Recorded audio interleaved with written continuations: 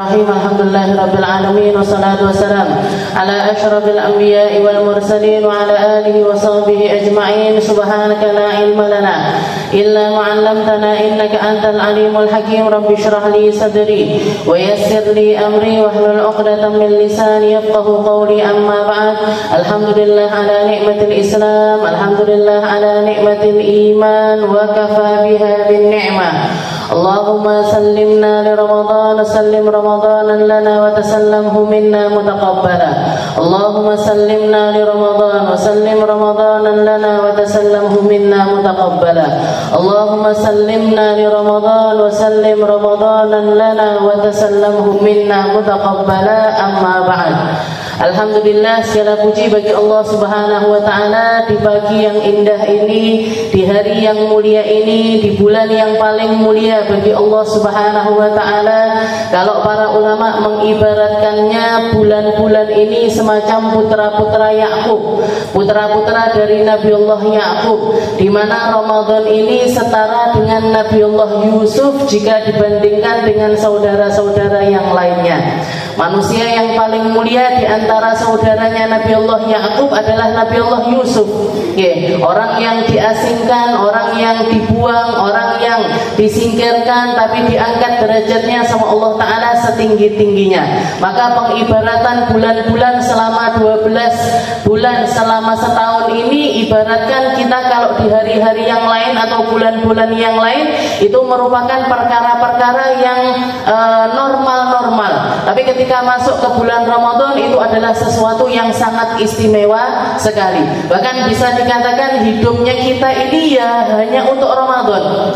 Selama ketika kita keluar dari Ramadan, kita nunggu Ramadan berikutnya. Ketika kita menunggu, ketika kita istilahnya menjelang masuk ke bulan Ramadan, kita menanti-nanti dengan datangnya bulan Ramadan. Jadi hidup kita kalau kita kaitkan dengan Ramadan itu sebenarnya sudah cukup, sudah lebih daripada cukup. Kita hidup untuk Ramadan, karena Ramadan itu sendiri nanti akan datang di sisi Allah Ta'ala sebagai syafi'an lana, sebagai pemberi syafaat untuk kita.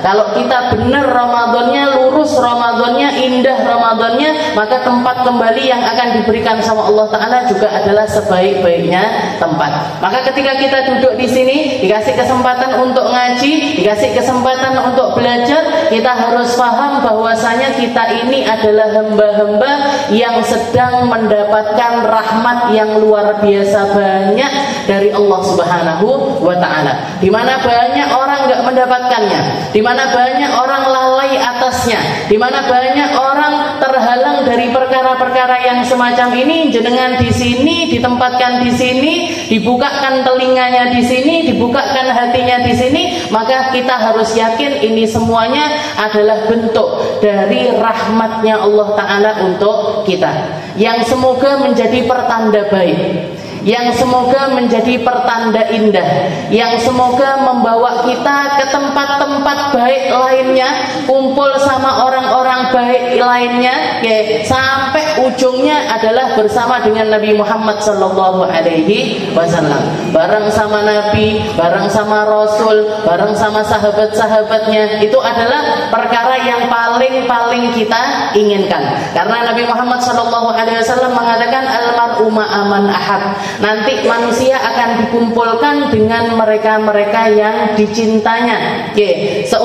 Umur kita habiskan untuk mencintai siapa, pikiran kita pakai untuk mikirin siapa, harta kita lepaskan atas dasar apa.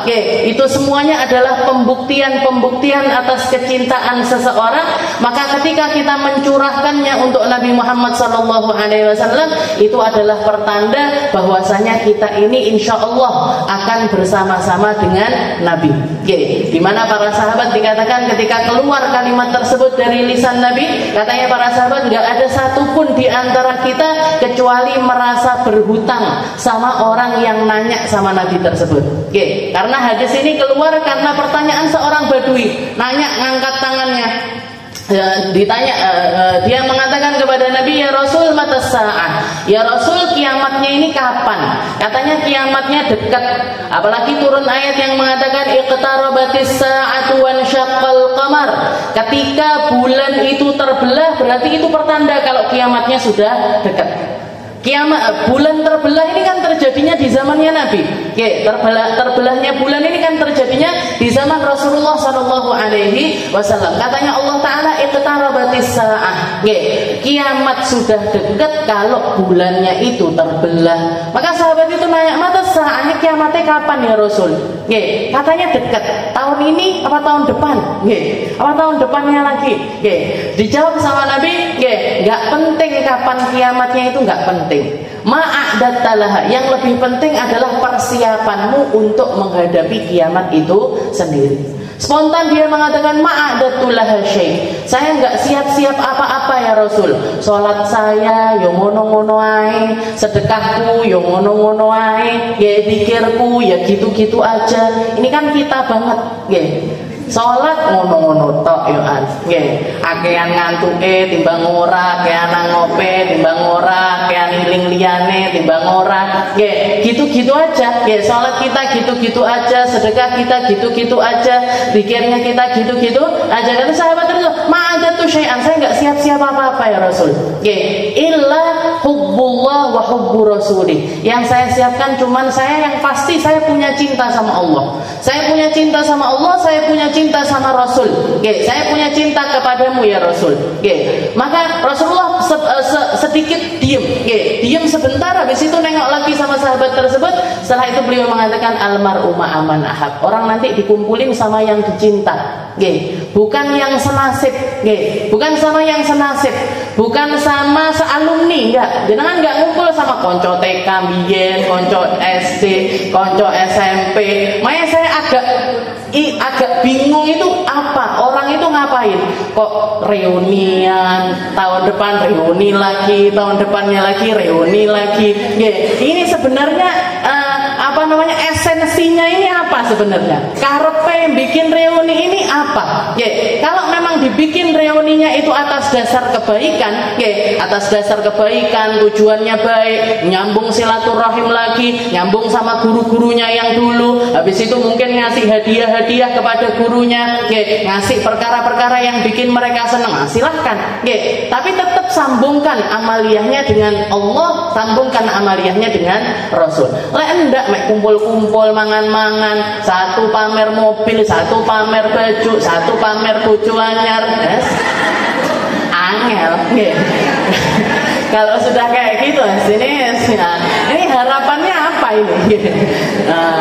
Seperti itu. Jadi hubbullah wa hubbu rasul. Ikatkan semua amaliyah kita itu dengan Allah, dengan Rasulnya, maka jenengan akan selamat. Selamat di dunia, selamat di akhirat.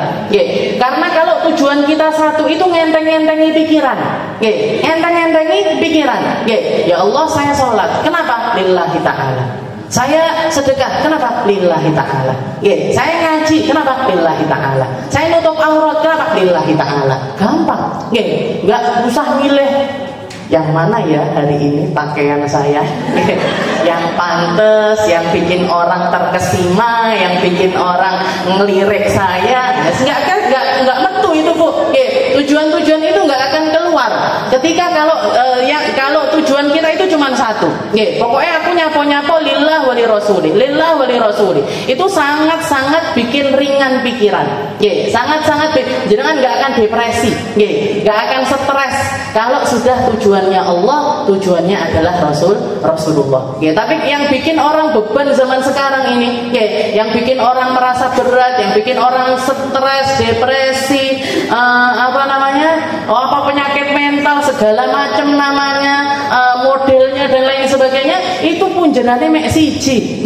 Dia punya ketakutan di dalam dirinya karena nggak punya gantungan kepada Allah Subhanahu wa taala. Falyabudu rabb hadzal bait alladzi at'amahum min ju'in wa amanahum min khauf. Satu, Penyakitnya manusia yang bikin orang ini nggak karu-karuan hidupnya itu cuma satu. Jasmaninya ini lapar, badannya ini kurang asupannya. Kalau nggak gitu, mentalnya ini penuh dengan ketakutan. Jadi orang itu kan ada dohirnya, ada batinnya. Dohir yang bikin orang stres pertama itu dohir. Stres kayak apa Ustazah? Mau makan nggak bisa makan, mau berobat nggak bisa berobat, mau bayar listrik nggak enak duit, ini stres ini pasti. Jadi orang kalau kekurangan ekonomi itu sebenarnya memang potensi untuk stres. Tapi di sisi lain ada sesuatu yang lebih daripada itu, yaitu ketakutan di dalam hati. Takut anak kecil, takut dewasa, biasanya enggak tapi. Orang dewasa takut untuk lebih dewasa lagi. Jadi orang semakin bertambah umur ini kan tambah banyak ketakutannya. Nikah takut suaminya diambil orang. Punya anak takut gak bisa didik. Punya anak 1, 2, 3 kan nambah terus pikirannya. Nah ini kalau kita nggak benar di dalam nata rasa, nggak benar di dalam nata hati, nggak benar di dalam nata tujuan di dalam kehidupan kita, maka semuanya akan jadi porak-poranda. Makanya dikisahkan ada seorang raja tinggal di istana yang indah, ngelihat ketika pagi-pagi dia ngelihat, jadi duha sekitar jam 10 jam 9 itu nengok ke jendela. Dilihat ada seorang laki-laki, bajunya kumuh, bajunya biasa-biasa aja. Dia bawa satu kresek, duduk di bawah pohon. Ketika duduk di bawah pohon, setelah itu dibuka kisnya, dibuka si kresek itu tadi, dia ngambil roti. Setelah itu dia mengeluarkan botol, ada isinya air. Ini roti dicelup air dimakan, dicelup air lagi dimakan, dicelup air lagi dimakan, sambil nyanyi-nyanyi, sambil bersenandung. Gak lama setelah itu geletak turu. Geletak dia di bawah pohon itu tidur. Raja ini delok itu dia gede-gede. Omahku gede, kasurku empuk, bojoku ayu, semuanya saya punya. Semua hal yang bikin orang tujuannya manusia mayoritas itu saya punya semuanya. Tapi saya kalau mau tidur gelebak sana, gelebak sini, nggak bisa tidur kecuali harus gini, kecuali harus begitu dan lain sebagainya. Ini enaknya orang itu tidur. Jadi iri sama tidurnya si laki-laki ini tadi. Maka dia bilang sama penjaganya, Pak Satpamnya disuruh datengin orang itu. Nanti lihat orang itu, nanti kalau dia bangun tidur suruh menghadap saya. Panggil dia, panggil orang tersebut. Ditunggu sampai hampir duhur baru bangun. Baru bangun, begitu bangun dipanggil sama satpamnya, dipanggil sama raja. Panggil sama raja. Datang ke rumahnya si raja ini tadi. Ditanya, orangnya guyu-guyu, senyum-senyum seperti itu. Setelah itu ditanya, kamu tadi itu ngapain di situ? Yang geletak raja. Saya pengen geletaan, saya nyari tempat buat geletak. Yang kamu bawa apa? Ini roti. Enak rotinya, jenengan jajal. Dijajal roti ini biasa-biasa banget. Biasa sekali rotinya, nggak ada enak-enaknya sama sekali. Terus kamu tadi tak lihat bersenandung nyanyi-nyanyi, kamu itu ngomong apa? Kamu itu lagi bersenandung apa? Kata si orang ini tadi, saya ngomong gini, ma'un wa khubzun wa dhillun.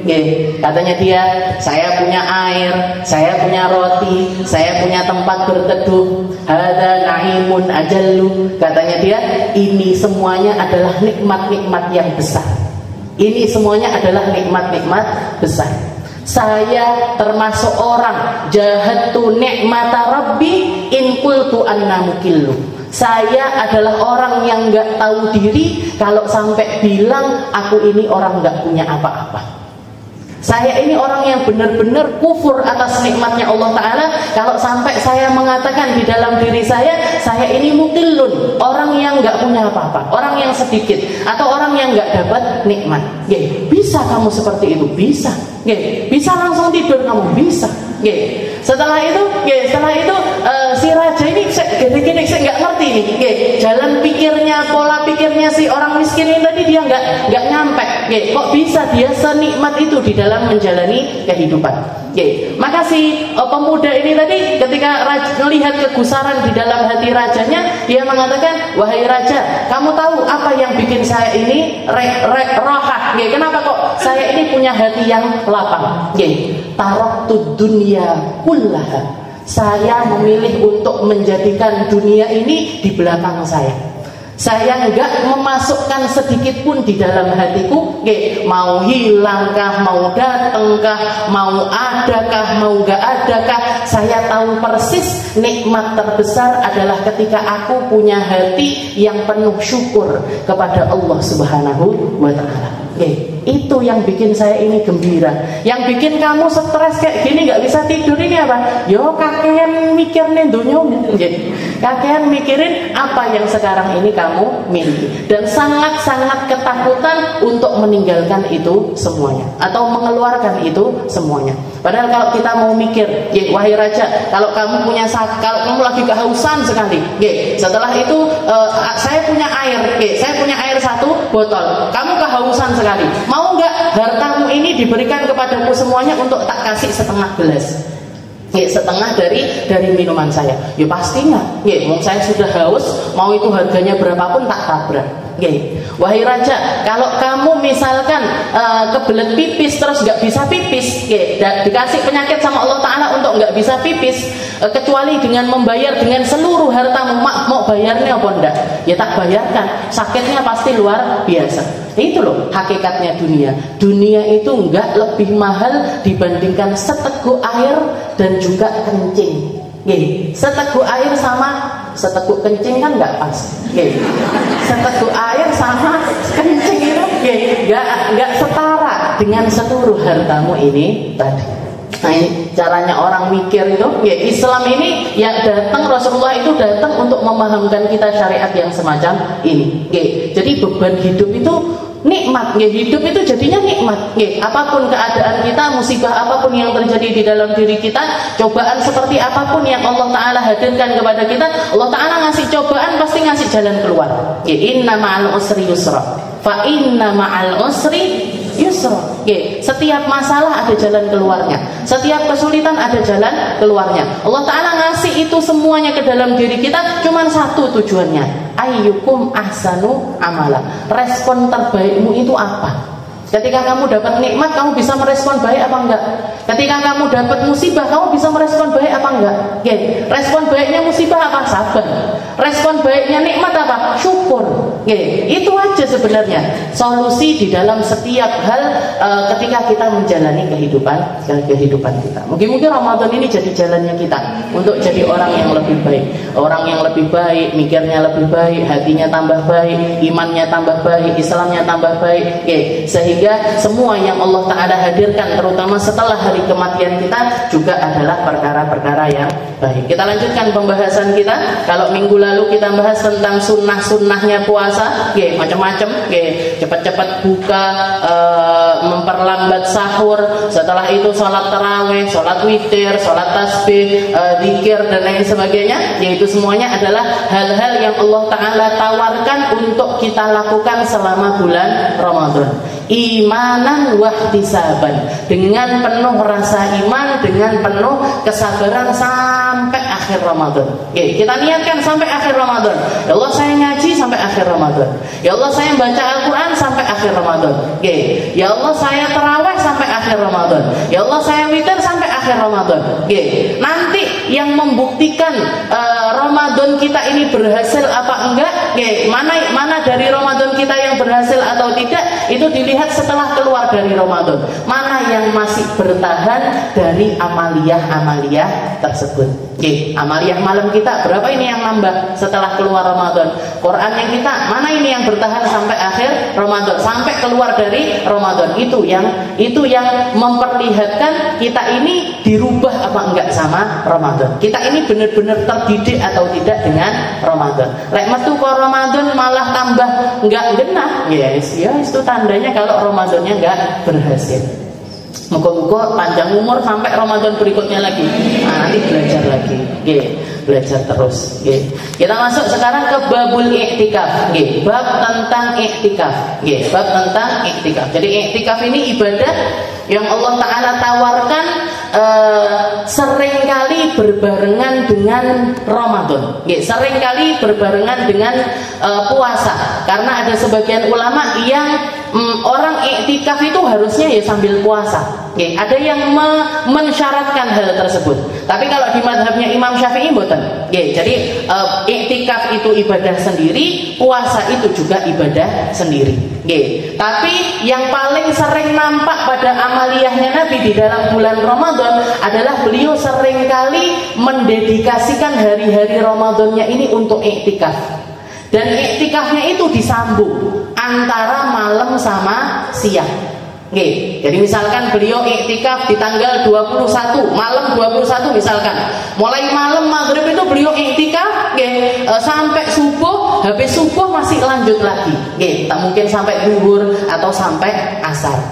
Jadi disambung dengan seharian, bukan cuman malam aja. Bukan cuman malam saja, tapi ada sambungannya. Dan para istri-istrinya Nabi juga sangat termotivasi atas hal tersebut. Sampai bahkan dikatakan beberapa istrinya Nabi, ada salah satu istrinya Nabi itu Ramadan dalam keadaan istihadah. Jadi darah ini keluar terus. Dan zaman dulu belum ada pembalut, belum ada pampers, belum ada sesuatu yang bisa nahan darah. Maka beliau tetap melakukan iktikaf, dan ketika duduk di masjid itu maaf di bawah pantatnya itu ditaruh semacam baskom, buat nampung darah yang keluar. Biar apa? Biar tetap bisa iktikaf. Biar tetap bisa iktikaf, beliau melakukan hal yang semacam itu. Karena saking termotivasinya dengan amaliyahnya Rasulullah SAW. Jadi iktikaf. Apa itu iktikaf? Ta'riful iktikaf lughatan luzumu syai' walau syarran wa qala ba'dhum la yakunu illa fi khair. Jadi iktikaf itu sendiri secara bahasa adalah melazimi sesuatu. Melakukan sesuatu secara berkesinambungan atau terus menerus. Itu secara bahasa itu iktikaf. Iktikaf. Jadi misalkan saya sekarang duduk di sini, iktikaftu bidars misalkan. Saya sedang terus menerus ngajar. Saya hari-hari ini lagi terus menerus ngajar. Saya bisa pakai kalimat saya lagi iktikaf ngajar ini. Berapa hari? Senin, Selasa, Rabu, Kamis, Jumat, Sabtu. Ramadan ini ibu-ibu minta ngaji mulai Senin sampai Sabtu. Jadi setiap pagi jenengan kalau nyari pelajaran saya ada. Senin, Selasa, Rabu, Kamis, Jumat, Sabtu. Ini bisa saya katakan iktikaftu bidar. Saya lagi iktikaf ngajar. Kapan? Mulai dari jam 9 sampai jam 11. Sampai jam 11 siang. Di mana tempatnya ganti-ganti. Ini secara bahasa. Iktikaf itu luzumu syai', melazimi sesuatu. Kalau secara syariat apa? Kalau secara syariat yang dimaksud ibadah iktikaf itu apa? Muksun makhsus li syakhsin makhsus fi makanin makhsus bi niyatin makhsusah. Berdiam diri atas sesuatu tertentu untuk manusia tertentu di tempat tertentu dengan niat tertentu. Ini yang namanya iktikaf. Apa itu? Melazimi sesuatu tertentu. Apa sesuatu tertentu ini apa? Kita meluangkan waktu-waktu kita hanya untuk ibadah kepada Allah Subhanahu wa Ta'ala. Jadi amaliyah yang dilakukan di dalam iktikaf itu semuanya perpindahan dari satu kebaikan ke kebaikan yang lain. Jadi misalkan jenengan niat iktikaf, pagi ini jenengan berniat untuk iktikaf. Ya Allah, saya niat iktikaf di Masjid Al-Fatah misalkan. Ngapain ini? Saya selama beriktikaf ini ngapain? Ngaji. Mungkin baca buku yang bermanfaat, mungkin dengarkan taklim, mungkin dengarkan ceramah, habis itu sholat, habis itu dzikiran, habis itu sholawatan. Pindah dari satu perkara baik ke perkara baik yang lainnya. Tidak diselipi sesuatu yang sifatnya itu keduniaan. Nggak diselipi sesuatu yang sifatnya itu apalagi sesuatu yang nggak benar. Yo iktikaf bareng-bareng neng masjid, nyapo ngerumpi. Pindah. Kalau selain Ramadan di kafe, lek Ramadan neng masjid. Gimana ini? Bukan iktikaf itu, Bu. Bukan iktikaf. Kenapa? Karena yang dilakukan bukan perkara yang baik. Syaratnya iktikaf itu adalah muksun maksus. Berdiam diri atas sesuatu tertentu. Li syakhsin maksus, orangnya juga punya kriteria tertentu. Syaratnya harus orang Islam, nggak boleh lagi junub, nggak boleh lagi berhadas besar juga nggak boleh. Jadi kalau lagi hadas besar nggak boleh melakukan iktikaf. Orang iktikaf harus dalam keadaan suci dari hadas besar. Tapi kalau batal wudu masih nggak apa-apa. Jadi misalkan jangan lagi iktikaf tahu-tahu kentut, nggak apa-apa. Iktikaf habis itu batal wudunya ke kamar mandi, habis itu balik lagi, gimana? Batal nggak iktikaf saya? Enggak. Masih tetap bisa dilanjutkan. Kalaupun batal, balik lagi, jangan mulai lagi iktikafnya juga bisa. Jadi kalaupun batal, misalkan keluar punya hajat ini, jadi misalkan jangan lagi iktikaf, ya Allah saya niat iktikaf mulai subuh sampai duhur misalkan. Tahu-tahu jam 10 ditelepon sama suaminya, ditelepon sama suaminya, "Ma, ini anaknya misalkan kenapa gitu, jatuh atau kenapa?" Akhirnya jangan lari pulang, ngobati ini itu dan lain sebagainya. Padahal sudah komitmen untuk iktikaf sampai duhur. Gimana ini? Keputus iktikafnya. Keputus iktikafnya. Kalau jaraknya panjang maka terputus. Nanti balik lagi diteruskan lagi nggak masalah. Diteruskan lagi juga nggak apa-apa. Li syakhsin maksud. Jadi orangnya tertentu harus suci dari hadas besar. Habis itu juga dia tidak sedang haid ataupun nifas. Tidak haid, nifas ataupun juga sedang junub. Fi makanin maksus. Tempatnya juga dikhususkan sama Allah Ta'ala. Iktikaf itu cuman bisa dilakukan di masjid. La fi musalla wala fi ribat. Gak bisa dilakukan di musalla, gak bisa dilakukan di pondok, gak bisa dilakukan di istilahnya rubat itu ribat itu kayak sekolah kecil atau pondok kecil. Nah, itu juga gak bisa. Harus di masjid. Masjid ini apa Ustazah? Masjid ini tempat tanah bangunan yang memang diwakafkan niatnya untuk masjid. Meskipun kecil, meskipun nggak dipakai untuk Jumatan, walaupun di mazhab lain mengatakan lebih afdol lagi kalau dilakukan di masjid jami'. Masjid jami' ini masjid yang di situ dipakai untuk sholat Jumat. Masjid yang dipakai untuk sholat Jumat itu lebih baik lagi kalau kita iktikafnya di masjid yang semacam itu. Jadi fi makanin maksus, tempatnya dikhususkan. Gak di sembarang tempat. Aku iktikaf neng di kafe, bukan iktikaf. Saya iktikaf neng di mall, nggak bisa. Iktikaf itu ya harus di masjid.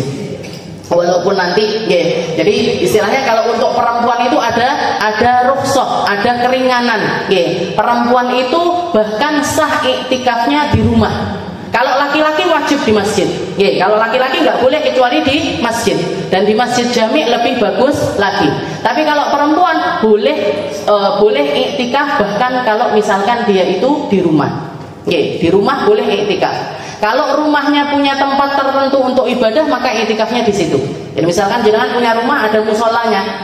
Mana ini dari bagian-bagian rumah saya kita pakai iktikaf yang mana? Di musola rumahnya boleh. Kalau nggak punya gimana? Di kamar. Di kamarnya dia bisa dipakai untuk iktikaf. Tapi masih tetap lebih baik kalau dilakukannya itu di masjid dengan syarat suaminya ridho. Suaminya ridho, nggak kena fitnah. Jadi dia bukan perempuan yang seringkali menimbulkan fitnah. Menimbulkan fitnah ini gimana Ustazah? Biasanya kalau ulama menerangkan tentang yang seringkali menimbulkan fitnah itu orang perempuan yang cantik sekali. Perempuan yang cantik yang sekiranya kalau orang ngelihat itu mesti, jadi dia lewat itu wong lanang mesti. Nah itu berarti zawatul hay'ah. Kalau ulama istilahnya ngasih kalimat itu orang perempuan yang seringkali menimbulkan fitnah. Saya ada salah satu teman saya nanya sama guru saya, Babah Nur, nanya, ini yang perempuan yang nggak menimbulkan fitnah fitnah ini gimana Bu Baba? Yang sekiranya dia itu kalau ke masjid dan lain sebagainya itu masih bisa lebih fleksibel lah istilahnya seperti itu. Katanya beliau, ini guru saya ekstrim memang. Beliau mengatakan perempuan yang enggak menimbulkan fitnah adalah perempuan yang kalau laki-laki melihat antara dia dengan tembok podoai. Laki-laki melihat dia sama tembok sama aja, nggak ada perasaan yang keluar, nggak ada rasa-rasa yang menggelitik di dalam hatinya, berarti dia nggak menimbulkan fitnah. Mana perempuan yang seperti itu mana? Nggak ada. Makanya berarti semua perempuan seperti apapun modelnya, seperti apapun fisiknya, seperti apapun bentuknya sebenarnya masih tetap seringkali atau harus lebih waspada di dalam hal ini. Makanya di dalam menutup aurat kita juga harus lebih lagi. Setelah itu juga ke masjid untuk wirawiri dan lain sebagainya, kita harus punya cara-cara tertentu untuk menghadapi hal-hal yang semacam itu. Apunten, saya jangan difoto. Seperti itu. Fi makanin maksus biniyatin maksusah, dengan niat tertentu. Niatnya apa? Niatnya iktikaf. Caranya gimana Ustazah? Nawaitul iktikaf lillahi ta'ala. Jadi jenengan masuk masjid itu, jenengan masuk masjid langsung niat nawaitul iktikaf lillahi ta'ala. Dapat pahalanya iktikaf. Dapat pahalanya iktikaf. Bahkan dikatakan Rasulullah mengatakan orang iktikaf, man i'takafa, barang siapa yang iktikaf walaupun cuman selama, istilahnya durasinya itu cuman seperti orang merah susu sapi kanan ke kiri. Biasanya orang merah susu itu kan seret. Jadi walaupun cuman sesingkat itu, walaupun cuman sebentar sekali, pahalanya seperti kaman a'taqa nasmatan, seperti orang yang memerdekakan satu budak. Jadi budak ini orang yang manusia yang dulu pahalanya besar sekali. Dan zamannya Nabi dulu banyak sekali kafarat yang pakainya itu itqu raqabah atau membebaskan budak. Sampai akhirnya kita merasakan zaman di mana perbudakan itu hilang secara keseluruhan. Nah, ini juga karena istilahnya syariat yang datang kepada Rasulullah SAW. Jadi pahalanya besar sekali. Seperti orang yang memerdekakan budak. Bayangkan orang yang nggak punya harga, istilahnya orang yang nggak dianggap manusia bahkan. Jadi ulama itu dulu bahkan gimana ini? Budak sama barang itu, budak sama barang itu dia itu lebih condong kemana? Dianggap sebagai manusia apa dianggap sebagai barang? Dan para ulama mengatakan dia lebih mirip barang ketimbang manusia. Karena bisa dijual, bisa dibeli, dipinjamkan, bisa dijual, bisa dibeli, bisa dipinjamkan. Jadi lebih mirip budak itu lebih mirip ke barang ketimbang manusia. Maka ketika ada orang memerdekakan budak itu pahalanya sangat besar sekali. Dan juga di dalam hadis juga dikatakan man i'takafa jadi fadlu an Nabi sallallahu alaihi wasallam annahu qala man masya fi hajatin akhi kana khairan lahu min i'tikafi 10 sinin. Katanya Nabi, barang siapa yang pergi untuk membantu hajat saudaranya. Jadi jenengan punya teman atau punya saudara atau punya kerabat lagi repot, jenengan pergi untuk nolongin orang tersebut. Katanya Rasulullah, itu pahalanya lebih baik daripada iktikaf 10 tahun. Nolongin saudaranya yang lagi repot, itu pahalanya lebih besar daripada orang iktikaf selama 10 tahun. Wa man i'takafa yawman ibtigha'a wajhillahi 'azza wa jalla ja'alallahu bainahu wa bainan nar thalatha qanadir. Dan barang siapa yang iktikaf seharian, barang siapa yang iktikaf seharian untuk nyari ridhonya Allah Ta'ala, maka Allah Ta'ala akan menjauhkan antara dirinya dengan neraka itu sebanyak salah satu khonadik, 3 parit besar, di mana antara parit satu dengan parit yang lain itu jaraknya bainal ufukain, di antara langit sama antara masyrik sama maghrib, antara bumi barat ke bumi timur. Jadi istilahnya orang yang iktikaf itu, sehari aja dia iktikaf, dia itu akan dijauhkan dari neraka sejauh-jauhnya sama Allah Subhanahu wa taala. Itu kalau sehari. Wa qala aidan man i'takafa 'ashran fi Ramadan kana ka hajjatain wa umratain. Dan barang siapa yang iktikaf di bulan Ramadan 10 hari, barang siapa yang iktikaf Ramadan 10 hari, enggak harus di 10 hari yang terakhir, tapi boleh milih di malam-malam manapun atau di hari-hari manapun, maka orang tersebut karena kahajjatain wa umratain. Pahalanya kayak orang haji 2 kali, kayak umrah 2 kali. Yang sudah pasti diterima sama Allah Ta'ala. Iktikaf selama 10 hari di bulan Ramadan, pahalanya kayak haji 2 kali, umrah 2 kali. Nah itu pahala-pahala yang didatangkan sama Allah Ta'ala dengan iktikaf. Jadi iktikaf itu luar biasa. Iktikaf itu, dan orang manusia itu, kita semuanya sebenarnya butuh waktu-waktu untuk iktikaf. Iktikaf itu sebenarnya kan mirip kayak puasa. Puasa itu kan kita menahan diri. Dari apa? Dari makan, minum, dan sesuatu yang membatalkan, mulai dari pagi sampai maghrib. Mulai dari subuh sampai maghrib. Iktikaf itu juga semacam itu. Iktikaf itu kita lagi nahan diri kita. Apa yang ditahan? Ditahan untuk tidak melakukan interaksi dengan manusia dan menyeret diri kita untuk berduaan sama Allah Ta'ala. Ini faedahnya luar biasa besar. Bahkan manusia kalau nggak pernah iktikaf, manusia kalau nggak pernah punya waktu-waktu, momen-momen tertentu sama Allah Ta'ala, dia itu sebenarnya sedang menjalani hidupnya, sedang menghabiskan umurnya menuju kebinasaan. Orang ini, dia orang kalau nggak punya waktu berduaan sama Allah Ta'ala, berarti jadi waktu-waktunya dia atau hari-harinya dia itu tambah terjerumus, tambah terjerumus, tambah terjerumus, tambah terjerumus. Sampai akhirnya ketika dia meninggal, yang didapatkan adalah kesengsaraan. Makanya syariatnya Nabi yang dilakukan sama nabi-nabi terdahulu, kalau mereka dalam keadaan beban ini terasa sangat berat, pikiran ini kayak sudah buntu tapi nggak bisa ngapa-ngapain, yang mereka lakukan adalah menarik diri dari manusia. Nabi Muhammad SAW, Nabi Muhammad itu hidup di zaman yang disebut dengan zaman jahiliyah. Saking jahiliyahnya ini kayak apa? Riba di mana-mana. Riba di mana-mana. Perzinahan di mana-mana. Orang minum khamr itu kayak minum air. Orang minum khamr itu zaman itu, orang minum khamr itu kayak minum air. Punya istri unlimited. Jadi kalau Al-Quran itu, kalau jenengan protes, Al-Quran mengatakan laki-laki boleh punya istri 4, itu sebenarnya dibatasi, Bu. Dulu di zaman jahiliyah terserah, laki-laki itu mau punya istri 100 saja nggak apa-apa. Punya istri 20 boleh, punya istri 50 boleh, dari kuat atau enggak. Makanya pernah ada satu orang datang ke Nabi, ya Rasul, saya masuk Islam ya Rasul, saya baru saja masuk Islam, wa tahti, dan saya punya istri 20. Jadi dia masuk Islam, istrinya 20. Gimana ini ya Rasul?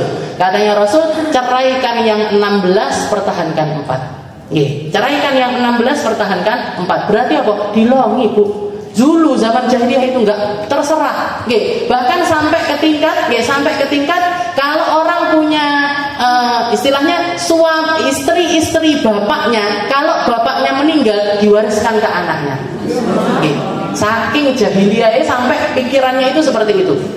Jadi kalau bapaknya meninggal, ini koleksi bapaknya, istri-istri ini tadi diwariskan ke anaknya. Mana? Kamu pilih yang mana? Ibu yang mana? Kan bukan ibunya sendiri. Jadi milik dari anaknya. Naudzubillahi min dzalik. Dan setelah itu juga yang jadi pikirannya Nabi, kebiasaan mereka di mana kalau istrinya punya anak perempuan langsung dipendem hidup-hidup. Ini makanya dikatakan namanya zaman jahiliyah.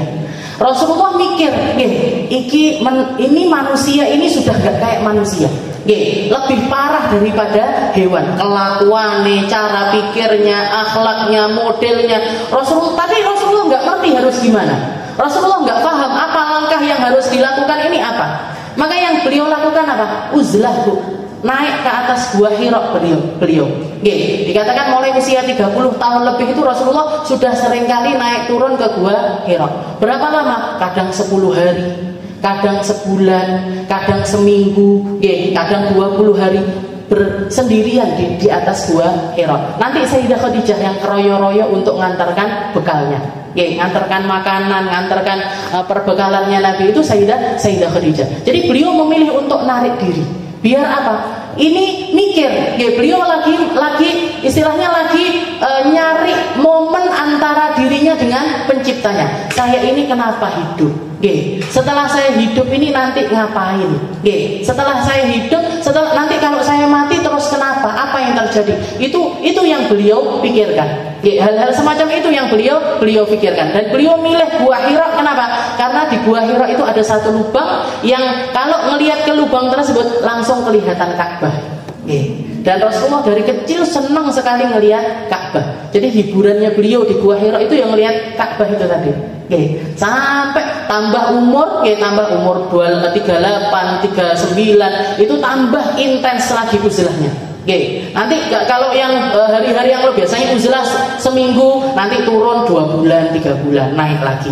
Nah, tapi akhir-akhir sebelum menjelang usia 40 tambah sering, tambah lama, tambah sering, tambah lama, sampai puncaknya beliau dapat wahyu dari Allah Ta'ala yang mengatakan Iqra. Iqra bismi rabbikal ladzi khalaq. Khalaqal insana min 'alaq. Nah, dapat wahyu yang pertama itu setelah beliau uzlah sekian lama. Nah, manusia itu sebenarnya harus kayak gitu.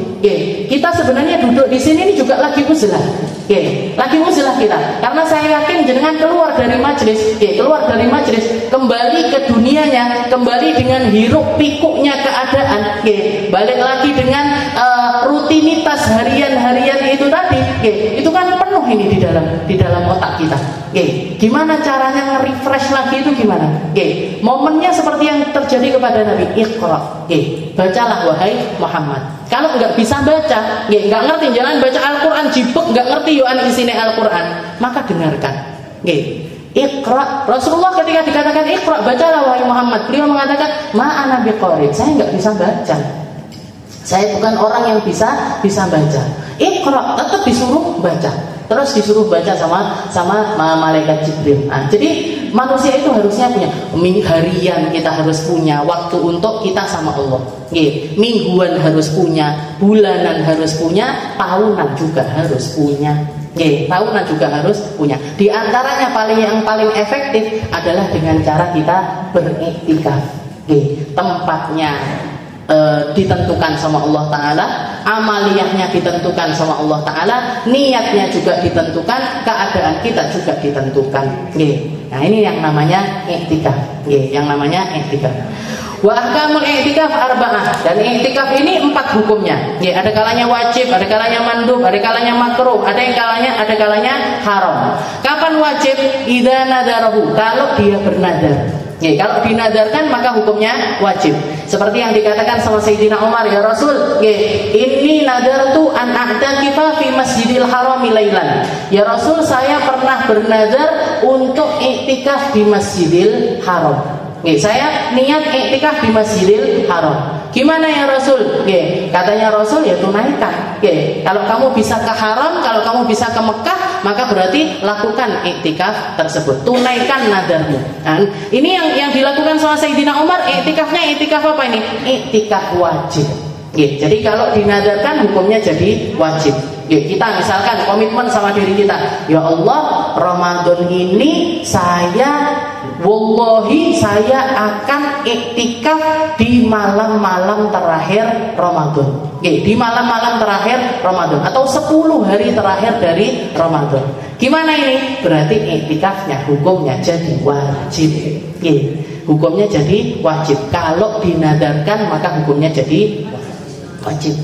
Yang kedua mandub, apa mandub? Sunnah, wawal asal fi, dan ini asalnya hukum i'tikaf. Jadi i'tikaf wajib itu nggak ada kecuali dinadarkan. Kalau puasa ada puasa wajib Ramadan, selainnya hukumnya adalah sunnah. Tapi kalau i'tikaf asal hukumnya adalah sunnah, nggak ada i'tikaf wajib. wa wal asal fi wa fi Ramadan wal ashril awakhir minhu akid. Nah, dari sekian banyak iktikaf itu yang paling disunnahkan adalah di hari-hari Ramadan, dan di 10 hari terakhir itu tambah lagi anjurannya. Jadi di hari-hari Ramadan ini kita disunnahkan untuk memperbanyak iktikaf. Nanti di 10 hari terakhir itu istilahnya tambah sunnah lagi. Kesunnahannya itu bertambah, akid, istilahnya berubah jadi sunnah muakkadah. Sunnah muakkadah ini setara dengan kesunnahan sholat Idul Fitri, sholat Idul Adha. Jangan sholat Idul Fitri, sholat Idul Adha itu kan kayak beban. Kalau nggak melakukannya kan kayak beban. Iktikaf di 10 hari terakhir itu hukumnya juga sunnah muakkadah semacam itu. Jadi istilahnya kalau walaupun misalkan sehari aja, kalau bisa, lakukan iktikaf. Lek bujune ngizini, dan lain sebagainya, momennya bisa, mampu dan lain sebagainya, maka lakukan yang namanya iktikaf. Hukumnya adalah sunnah. Yang ketiga, makruh, wa huwa i'tikaful mar'ah bi idzni zawjiha idza kanat min zawatil hay'ah ma'a amnil fitnah. Nah, ini seperti yang tadi saya bahas. Makruh hukumnya, i'tikafnya seorang perempuan yang diizinkan sama suaminya untuk i'tikaf, dan dia ini termasuk perempuan yang zawatul hay'ah, yang laki-laki masih noleh sama perempuan tersebut, ma'a amnil fitnah, walaupun aman dari fitnah. Walaupun aman dari fitnah. Aman dari fitnah ini istilahnya mungkin dari segi jarak masjidnya sama rumah kita dekat. Terus kita pakai bajunya ke masjid untuk iktikaf juga nutup aurat secara sempurna, nggak terlalu mencolok, nggak terlalu yang gimana-gimana, nggak terus iktikaf di tepi ngeten, alise ngeten, blus onan, bibire menger-menger, nggak gitu. Jadi amnul fitnah istilahnya, pakai sesuatu yang sekiranya itu kita aman dari fitnah. Seperti itu pun hukumnya makruh. Sudah dapat izin suami, dia zawatul hay'ah, aman dari fitnah, iktikafnya perempuan yang semacam ini hukumnya adalah makruh. Padahal diizinin sama suaminya. Bojone ngoleh, tapi hukumnya tetap makruh. Terus biar saja, di rumah aja iktikafnya. Yang terakhir adalah haram, ma'as-sihah. I'tikaful mar'ah biduni idzni zawjiha wa bi'idzni ma'a khaufil fitnah. Yang haram adalah i'tikafnya perempuan tanpa izin suami. Suaminya enggak ngizinin, dan apalagi dia orang yang rentan kena fitnah, maka ini hukumnya adalah haram. Haram tapi sah. I'tikafnya tetap sah. Wa ma'adami sihah, dan tidak sah iktikafnya yaitu iktikaful junub wal haid. Iktikafnya orang yang berhadas besar ataupun iktikafnya perempuan yang sedang dalam keadaan haid. Itu enggak sah. Enggak sah iktikafnya. Jadi hukumnya wajib, sunnah, makruh, dan juga haram. Warkanul i'tikaf arba'ah. Rukunnya i'tikaf yang harus ada di dalam i'tikaf kita 4 hal. Yang pertama adalah niat. Yang pertama adalah niat, seperti yang tadi saya katakan. Jadi masuk masjid langsung kita niatkan nawaitul i'tikaf lillahi ta'ala. Ya Allah, saya niat i'tikaf karenamu ya Allah. Yang kedua al-lubthu, harus berdiam diri di masjid. Istilahnya harus ada waktu kita untuk menyendiri di masjid. Setelah itu yang ketiga mu'takafun fi, tempatnya harus ada, yaitu di masjid. Wa mu'takif, kitanya juga ada. Jadi yang dilakukan ada, tempatnya ada. Setelah itu kitanya juga ada. Kalau kitanya nggak ada, ya nggak bisa iktikaf. Orang yang sudah meninggal nggak bisa iktikaf lagi. Mu'takaf. Syurutul i'tikaf itu tadi 4 hal. Jadi rukunnya i'tikaf. Dan yang terakhir syurutul i'tikaf sittah. Syaratnya i'tikaf ada 6. Niatun liqauli sallallahu alaihi wasallam innamal a'malu binniyat. Tadi rukun. Rukun. Jadi rukun itu sesuatu yang harus ada di dalam i'tikaf kita, di luar i'tikaf. Yang ini yang harus ada di dalam i'tikaf kita, di dalam i'tikaf. Syaratnya i'tikaf. Yang pertama adalah niat. Liqaulihi sallallahu alaihi wasallam innamal a'malu binniyat. Karena Nabi mengatakan yang namanya semua amal itu tergantung sama niatnya. Yang kedua ayakuna fi masjidin khalisil masjidiyah. Yang kedua, tempat yang dipakai i'tikaf itu harus masjid yang murni masjid. Jadi sampai ditekankan seperti itu. khalisul masjidiyah, yang memang benar-benar masjid. Yang benar-benar masjid ini yang gimana? Yang orang yang membangunnya, wakif, yang mewakafkan tempat itu memang niatnya untuk masjid. Memang diniatkan untuk, ya Allah, saya beli tanah ini, saya bangun tempat ini, saya niatkan untuk menjadi masjid. Maka tempat itu jadi masjid, sah untuk iktikaf. Tapi kalau ya Allah, saya niat bangun ini, dipakai apa? Niatnya untuk musola, maka nggak boleh. Kayak guru saya, Abuya Hasan itu ketika bangun Pondok Putri, di dalam Pondok Putri beliau tempat yang dipakai sholat itu, ya Allah, saya niatkan tempat ini jadi musola. Kenapa? Karena isinya pondok putri. Anak pondok putri itu mesti ada yang haid, ada yang halangan dan lain sebagainya. Jadi biar mereka tetap boleh masuk ke dalam masjid, karena masjid buat anak pondok itu bukan cuma buat sholat, yo tinggi ngeletak, buat murojaah, buat sekolah, buat ngaji, buat macam-macam. Lempet-lempet baju aja juga di situ biasanya. Nah, jadi biar fleksibel, maka beliau mewakafkannya menjadi musola. Kalau di Pondok Putra baru diwakafkan jadi masjid. Baru diwakafkan jadi masjid. Dan sebenarnya orang kalau mau bangun itu mikir seperti itu boleh. Saya pengen bangun tempat sholat ini. Saya pengen bangun tempat sholat. Di mana letaknya? Oh, di gang kecil. Di gang kecil. Tempatnya dan lahannya juga nggak terlalu luas. Kalau saya jadikan masjid terlalu memaksakan. Ya udah, niatkan aja jadi musola. Yang penting dipakai sholat 5 waktu dan ada kebermanfaatan untuk umat orang-orang yang ada di sekitaran tempat tersebut. Gak perlu memaksakan jadi masjid. Tapi kalau sampai jadi masjid, ya mesti istilahnya keafdoliyahannya itu naik, kebaikannya itu naik. Seperti yang dikatakan sama Nabi, man bana masjidan, barang siapa yang bangun masjid, walaupun cuman seperti tempat mendaratnya burung. Jadi burung itu kakinya nempel, itu kan kecil sekali. Tempat mendaratnya burung itu, orang bangun masjid sekecil itu. Katanya Allah Ta'ala, banallahu lahu baitan fil jannah. Orang ini dipersiapkan rumah di surga sama Allah Ta'ala. Berarti gimana? Gak harus dari uang, gak harus langsung kita bangun masjid secara keseluruhan. Jenengan nyumbang tinggi lampune, jenengan nyumbang untuk gentengnya, jenengan nyumbang untuk tekele dan lain sebagainya, itu sudah termasuk bangun masjid.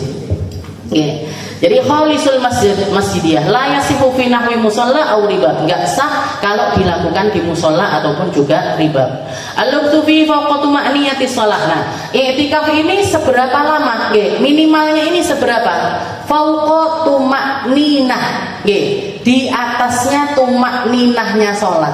Tumakninah sholat itu sekadar apa? Sekadar jenengan baca subhanallah walhamdulillah wala ilaha illallah wallahu akbar. Sudah dianggap sebagai iktikaf. Jadi jenengan iktikaf 5 menit boleh. Ya Allah, saya niat iktikaf berapa lama? 5 menit boleh. Ya Allah, niat iktikaf 10 menit boleh. Ya Allah, niat iktikaf 1 jam boleh.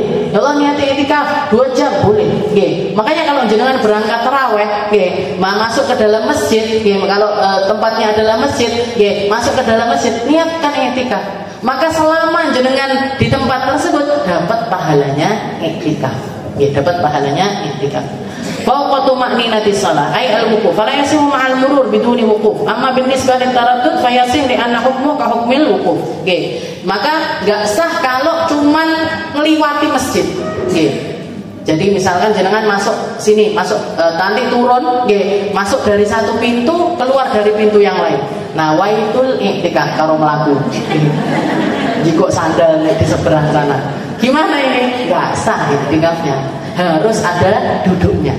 Harus ada duduknya. Dan sebenarnya i'tikaf itu enggak batal kalaupun misalkan kita ngomong sama orang, melakukan ini sama orang, enggak apa-apa. Rasulullah itu i'tikaf. Rasulullah i'tikaf. Ketika tengah-tengah i'tikaf, beliau melipir-melipir ke pinggiran masjid, habis itu nempel ke tembok rumahnya Sayyidah Aisyah, habis itu panggil Sayyidah Aisyah. Aisyah sini. Setelah dipanggil Sayyidah Aisyahnya lagi haid, jadi nggak bisa i'tikaf. Setelah itu Rasulullah masukkan kepalanya ke rumah. Jadi badannya masih di masjid, kepalanya di rumah. Nggih, minta disisirin sama Sayyidah Aisyah.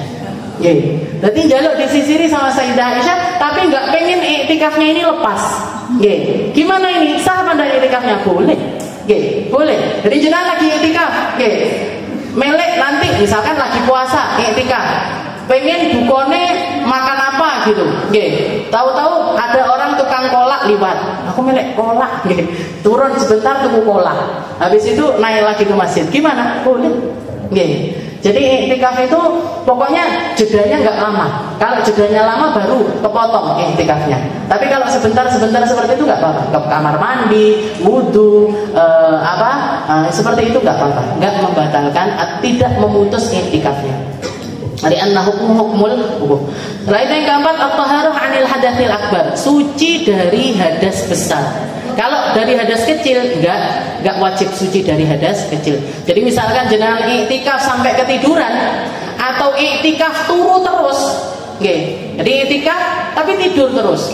Nggih. Datang ke masjid bawa selimut, bawa bantal, bawa kemah pisan digowo, nggih. Habis itu begitu masuk nawaitul iktikaf langsung geletak.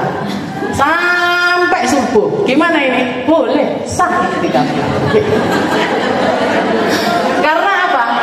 Orang tidur itu orang tidur itu selama dia tidur nggak batal wudunya. Kalau jenengan wudu habis itu tidur, selama jenengan tidur itu nggak batal wudunya. Begitu melek batal. Jadi batalnya ketika kapan ini kita batal? Melek baru batal.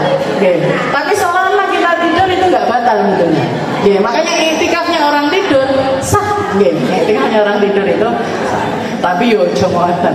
Bajilah kasih tulisan dilarang bawa selimut, bantal dan sebagainya. Janabah wal haid wan nifas wal akal. Yang kelima adalah syaratnya orang iktikaf adalah berakal. Orang gila nggak sah. Fala yasil minal junun walau junna. Al-mu'takif walau lahdha batal iktikaf. Orang gila sebentar aja maka batal iktikafnya. Dan yang terakhir adalah al-Islam.